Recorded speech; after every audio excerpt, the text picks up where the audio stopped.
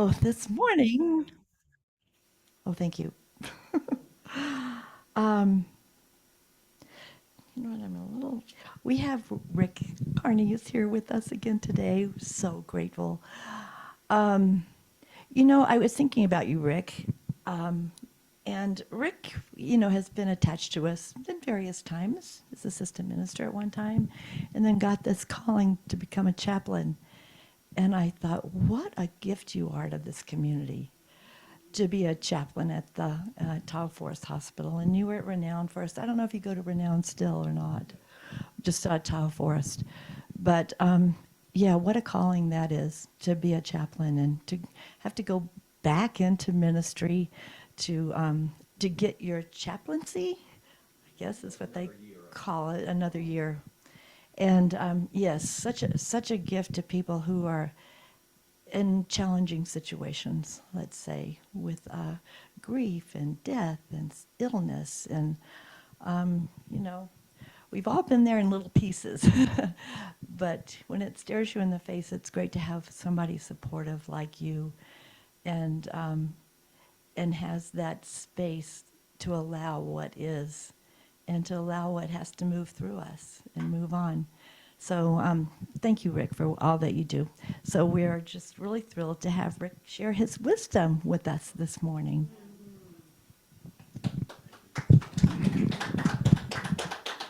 So I'm leaving this on. Okay. And thank you for inviting me back after the last time. No, it was a call. I can picture myself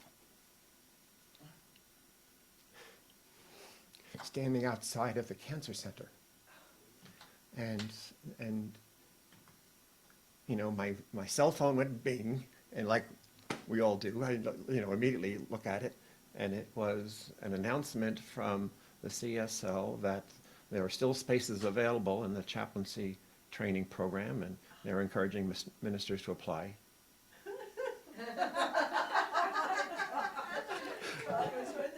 Right there, right there. And I knew, and I knew.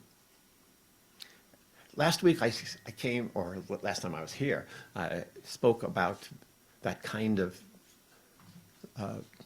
tap on the shoulder, whisper in the ear, call it what you will, but when you know that he's talking to you, and and when the Almighty calls, you don't put him on hold. No, no, you find a way. I think some of you may have heard the story I'm about to tell you. Forgive me, because I know there's some other folks who are listening in and who have not heard that. But so it just takes me back to about 15 years ago when I was working in Sacramento, and I was still in my prior career. I was, a spiritual nobody, because I hadn't, pursued spirituality for a very long time. And long story short, I was there, working with others, and somebody had arranged for a softball team to be organized, and I was invited to play softball, and so I did. And after a game one day, I was heading home and driving in the car, and suddenly I felt the idea came to me, like, I need to turn and take a different way home. And I didn't really, think about it much. I just turned the car and went down the street a short ways. And I noticed that there was a young woman literally sitting on the curb of the street, not too far away from a stop sign. And, being a father myself, my daughters were in their 20s at that point. And so maybe it was the dad gene kicking in. But I noticed that this young woman, who had a black leather jacket on, torn jeans, looking kind of a mess. Um, she looked like she lost her best friend. She really looked like she was in trouble, you know? And I thought to myself, I can just keep on going, or I can stop to help. Well, what I did do was to drive up, and come to a stop, but, roll down the window on the passenger side and said, "Are you okay?" And she kind of looked up at me and she said, "Yeah, I'm okay." "All righty, I just wanted to make sure," I said, and rolled up the window, and I rolled the few feet to the stop sign. And just then I heard on the passenger's window, she had come back to the car. So I loaded again, and she goes, "Really, I'm not okay. I'm traveling down to Southern California to see my mom, and I just ran out of gas." Now, I'm from New York, and I've heard them all. And this, however, it sounded different. It felt different. And as in this split second of indecision, do I go or do I help? And I decided I'm going to help. So I told her, or I asked first, where's your car? She said, "Oh, right around the corner, there's a gas station, and that's where my car is." And I told her, "You walk over there. I'm going to drive over there. I'll meet you."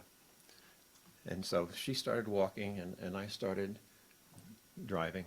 And once again, that New Yorker in me is like, you're being taken for a ride. But then that sense came over me like, no, this is not what's going on. And I had the choice. I always had the choice. And I chose to go with it. And sure enough, pulling around the corner, there was her car, there was her boyfriend, dressed similarly. He was like leaning up against the car. So something happened that I can only explain as an out-of-body experience.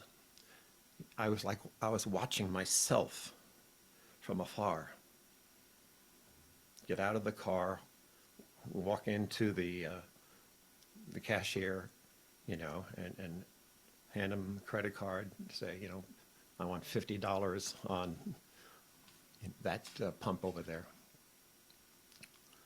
And then, walking back out. And I was literally, it was an eerie kind of feeling. I wasn't scared, but it was just unusual to have this sensation of watching yourself do something, almost like a disconnect. Long story short, I told him to, fill it up, and that, have a safe trip. And while the man was pumping, the woman came back to my car window and said something I'll never forget. Thank you so very much. I said, "You're very welcome. You just do one thing for me, please. There'll be a point in your life where you can help somebody out. You just make sure you do it." "Okay, sure I will." There's something I didn't tell you, is that when you first stopped to ask if I was okay, I was praying. I was praying for help. And I said, well, he sent me. And I drove off. And I drove off, heading home, feeling like cloud nine, with this feeling of joy and elation. And I didn't ever connect that with God until, relatively recently, I started digging into this whole idea of listening to the voice of God when it whispers in our ear, as well as, talking back to God, which is the theme of my talk here today. In last time I spoke about this, I tried to emphasize the importance of listening to your intuition, listening to your inner voice, or that thing just comes out of nowhere, like I should do this instead of what I had planned. Because that's how God speaks to us, through our minds. And that's because we share the same mind. And in fact, we don't just share it one-on-one. We are all in this mind. And God is experiencing life through us and acts in the world through us. If we go into a church and we get on our knees and we pray for something, it ain't going to happen unless we take the first step and we make it happen using our God-given gifts and talents, however we can. So we should listen to those funny feelings or inner voices, call it what you will. Our connection with the Almighty and with each other goes far beyond what we know, we learn in school, or we have an experience. We each have that. And, I've noticed the sign as I came in here, the Namaste wall hanging. The holy in me sees the holy in you. That's a recognition that, we are all connected in this way. Anyway, so that's how God whispers to us. But how do we talk back to God? It's not normal to be walking down the street and talking to God, as if it's a walk in the park. It involves a silent conversation. It involves a silent connection, one that goes beyond what you can even put into words. Embracing that oneness with God, we draw closer and closer and closer until, before you know it, you're actually making a difference in the world, changes in the world, actions in the world, because you're being divinely led. Ernest Holmes called this growth of connection the mystical marriage. The idea of being so very close to God and allowing God to work through you, that it's almost like you're married to God.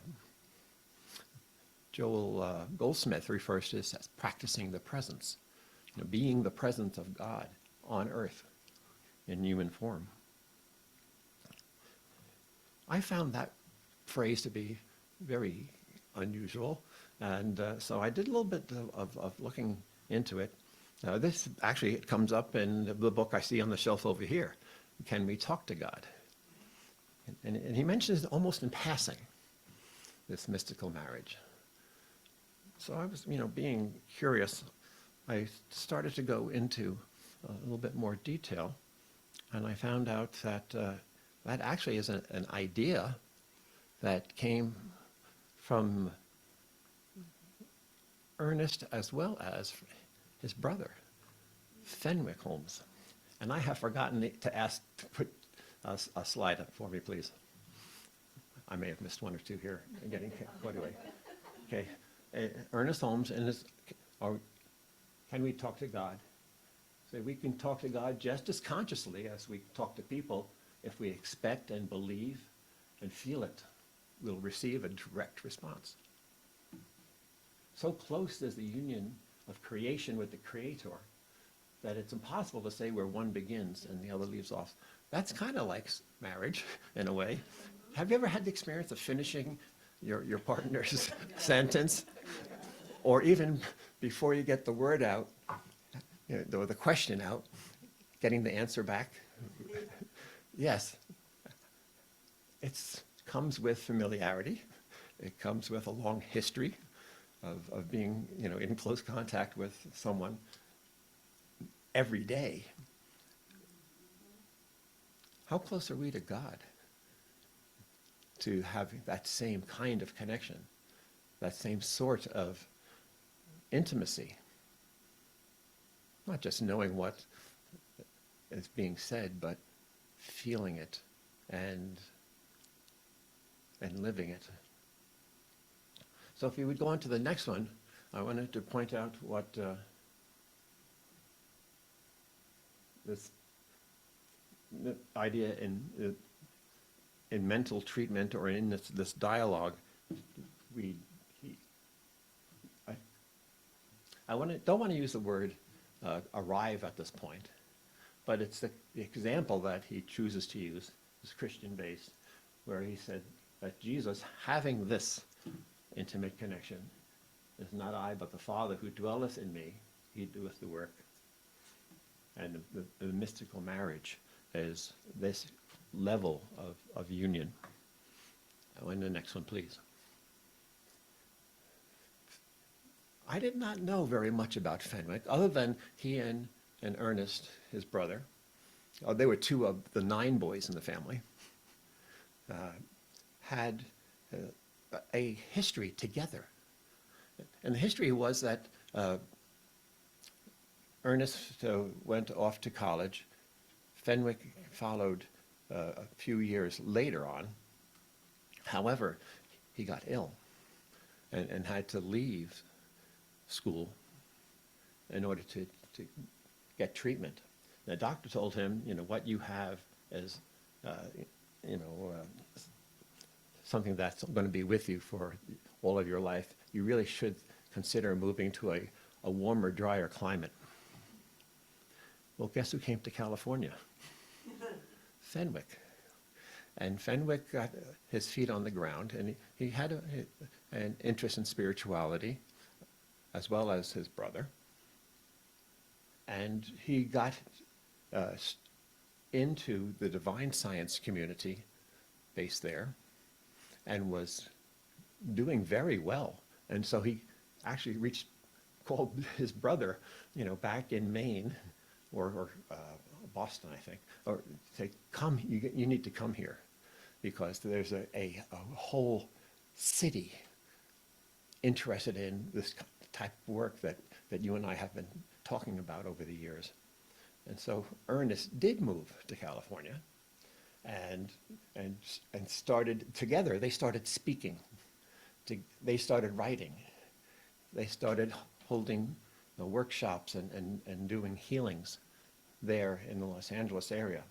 So Fenwick was the first one, and who pulled his brother in. They say that Ernest was more charismatic, and so that's why he had the biggest following. But Fenwick had a following of his own, and he had a long history of writing. He has more than 20 books, Fenwick does, as well as all of his collaborations with his brother. And so it turns out that his is a very rich and interesting field of work. I started to dig into it because I was turned on by what I was reading about Fenwick. And so I'm going to show you a whole bunch of slides coming up talking about this thing that he chooses to call it the mystical union. But it's the same concept that Ernest called the mystical marriage, this connection between a person and the divine. So if you can, it is so good, I don't want you to miss a word of it. All right. Okay, in this idea of mystical union, he said that we need to seek out this union because human life can never be complete without it. We need to have this, there's something in us that strives to have that connection with the universal. It's a craving, he calls it, for man and woman to have a personal sense of relationship with God. And you have to do it alone. There are things we do in community, but this, each of us has to do alone. And that comes from his book, Being and Becoming, which many of the following quotes are going to be from. Next one, please. He was saying that with Spirit cannot force us to love. It will not insist on your being or doing any one thing. And as I read these words, I thought back to that young woman and that day that I lent somebody a hand. I made the choice, and even while it was going on, it came back. I have a choice. I have a choice. I could drive away. I chose to maintain the connection. I chose to have this thing start to happen. And it was just an amazing experience. Man alone is given the power to disobey. To him alone belongs this higher power of deliberate choice. And it's when we surrender our heart in loving union with the Spirit, it gives Spirit pleasure. And if we choose to find unity with Spirit, we'll find that peace and poise and contentment rises out of the wholesomeness. Whole, not wholesome in like, yes. Rather, it's feeling whole and being whole. The wholeness that comes from that. The next one, please. He goes on. Everything is an exhibit of parts. We live in the material world, and we are used to thinking about, this person's Nancy, this person's Shirley, that is a chair, this is a speaker. And seeing all of these things swirling in our minds, we look for connections. What brings these things together? Like, oh, okay, we're in a room, we're talking and listening and projecting the sound, looking for that relationship. Fenwick is saying that when we enter into a feeling of the essence from which all of these things proceed, the universal, all of it, we are all in it. And not just you and I and everyone else, that chair, the speaker, all of what you see is God. God in Rick form, and Nancy form, and Shirley form, and speaker form, and microphone form. It's all God. It's all divine. And when we see this, suddenly things come clear. The climax is reached when we, on the one hand, we express what we do in the world, put on our shoes, get dressed and go to a service. So we're working in the world while at the same time recognizing that this is all part of the universal one, that we are all here as one. And Spirit is works through us, engaging with other aspects of itself and growing and growing. We have to find our place in both worlds, that this outer world as well as the inner world that we have each inside one of us. But oftentimes we get tangled up in things, don't we?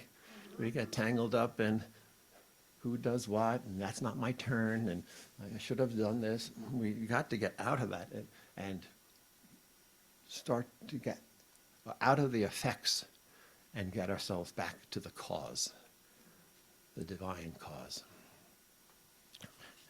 Please, one more. Fenwick points out that there's something inside of us that pushes.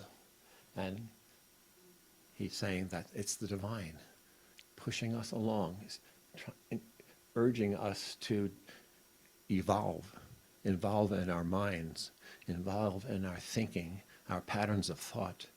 And when at last we get to that, what do you call it, the final harbor, you can call it the wedding day. You find yourself having a unified life, a deified life, working, being the physical expression of spirit and working as spirit in our day-to-day activities and our conversations, carrying forth this idea of unity of all, caring for each other. So it's quite a different feeling from meditation, he says. If we sit in meditation, we can contemplate God as being all things. But yet, when we get to that point of conscious and deliberate union with the divine, we're not on the outside looking in.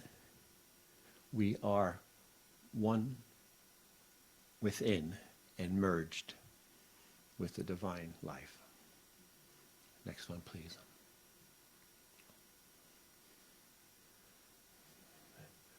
We thus create in ourselves a new center of intensified consciousness, and that a new starting point for the spirit itself to express. When we never lose sight of the fact that spirit is working through us and seeking its self-expression and has a high purpose for us, there's no better place to be. There's no higher aspiration that we could ever hope for. Because cooperating with spirit, we have that power of spirit. As Jesus said, it is not I, but the Father within. When I go to the deathbed of people who are near the end, and I sit and hold their hand, I pray for them that they may find spirit on the other side, that when the body is left behind, they are joined actually in total energy, consciousness, eternal, omnipresent, omniscient, just as spirit is. And so I don't fear for anyone. I don't fear for myself. I don't worry or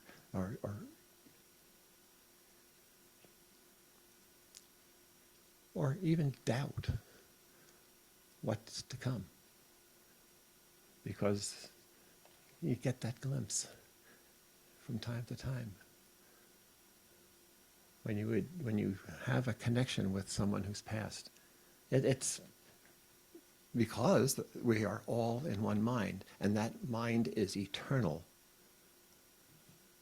and it's everywhere.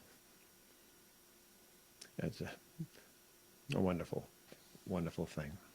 But how do you get to that point? I mean, in real terms, how do we get there?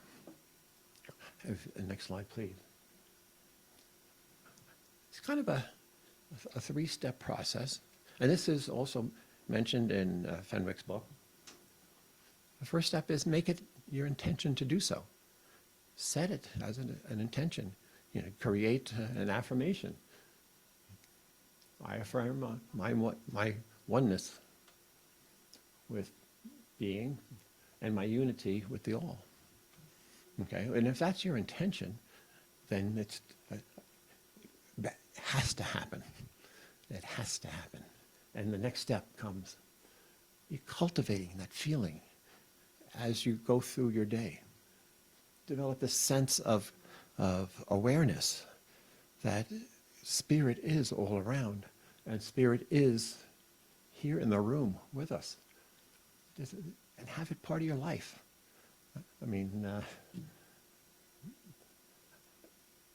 I tend to look on the brighter side of life and to just to see and feel positive.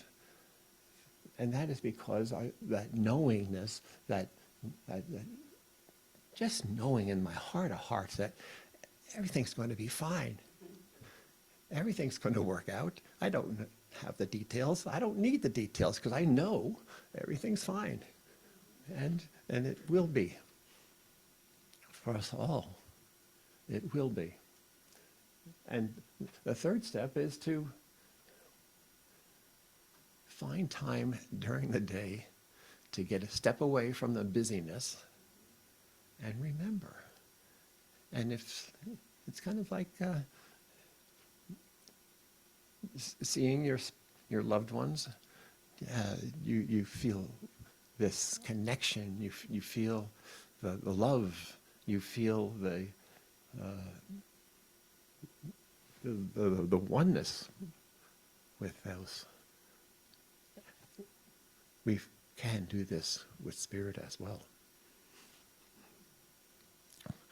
And so I wanted to share these ideas with you. If you are interested in learning more, I encourage you to go out and take a look at Fenwick's writings. They're all online.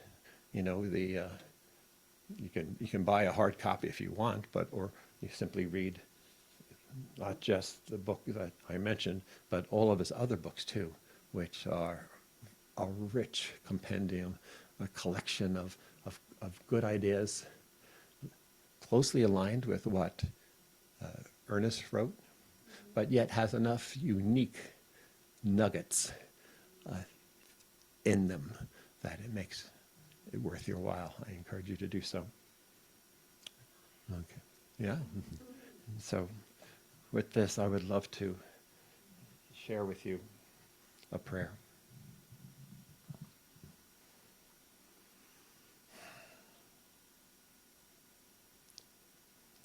Oh, Spirit, you're talking to me now.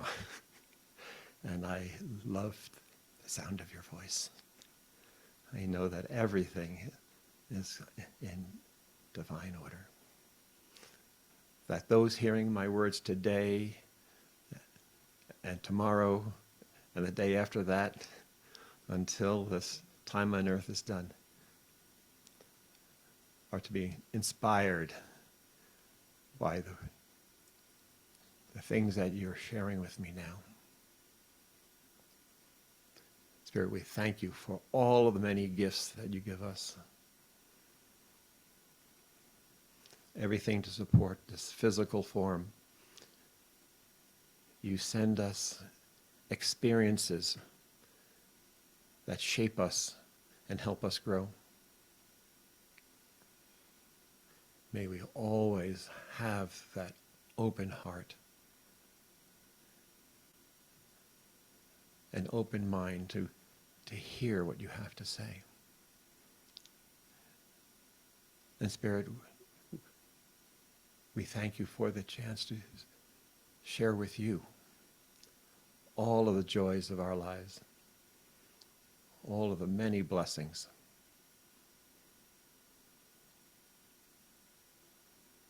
I know that this is so. And so it is. So it is.